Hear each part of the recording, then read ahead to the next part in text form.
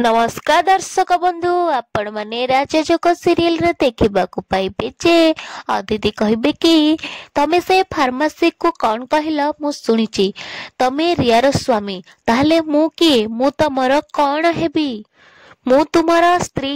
ये सब कहबे कि तमे मते भूल पूछुछ आदिति अदिति कहबे मु कौन भूल कहली मु निज कान रे सुनिछि आ निज आखिरे देखिछि तमे से फार्मेसी को कहला कि तमे होछ रियार स्वामी यापर ऋषभ अदिति को चुप कहबे आउ तांको गाला को गोटे चटकणा मारिबे जहा द्वारा अदिति तळे पड़ी जिवे ऋषभ कहबे मोर जहा इच्छा हबो मु करबी हां तमे मो स्त्री किंतु खाली कागज पत्र रे मो पाई तमे केवल पाहाच थिल रियांको पाखरे पहुंचीबा पाई मु रियांकर बहुत पाखकू आसी सारिछि आउ से संपर्क को खराब करबा को मु तुमको देबिनी अदिति कहबे तमे भी मो शेष कथा सुनि नियो मु मो विवाहर पवित्रता को नष्ट हेबा को देबिनी